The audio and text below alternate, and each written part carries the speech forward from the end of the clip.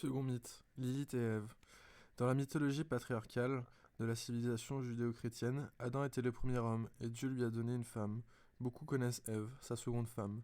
Bien moins parlent de sa première femme, Lilith. Lilith était différente en ce qu'elle refusa de servir Adam.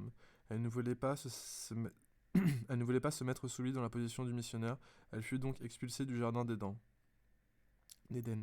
À son exclusion, elle devint un démon et succube qui voyagea à travers la nuit et à travers le temps en s'accouplant avec d'autres démons et relâchant d'autres esprits malveillants. Il est dit qu'elle tente toujours de faire quitter leur mari aux femmes la nuit, qu'elle rend les hommes pédés, qu'elle encourage la sexualité non reproductive et même qu'elle enlève et mange des enfants.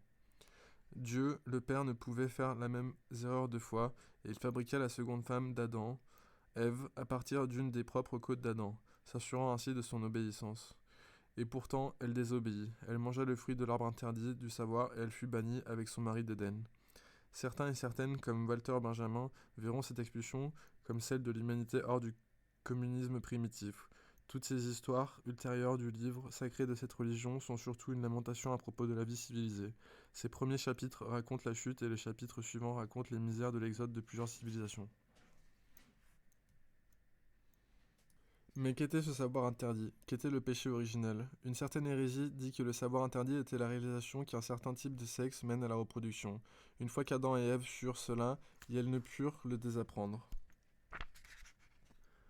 De là, toutes leurs activités étaient liées à un ordre symbolique émergent de domination.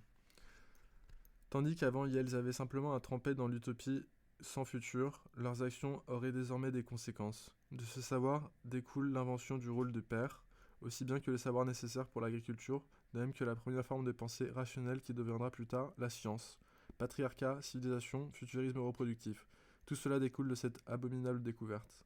Les misogynes de l'Église blâmeront Ève pour cette découverte et cette expulsion, mais comme nous le savons bien, ce sont les pères, pasteurs, maris, inquisiteurs, chasseurs de sorcières qui mirent ces savoirs obscurs au service de la mécanisation du corps. Ces mêmes misogynes en verront brûler d'innombrables femmes et pédées pour être tombées sous l'influence de la rebelle Lilith. Si nous ne pouvons pas désapprendre ces secrets, que signifierait détruire la machinerie qui nous donne à travers eux? Pouvons-nous rappeler Lilith et voler avec elle la nuit?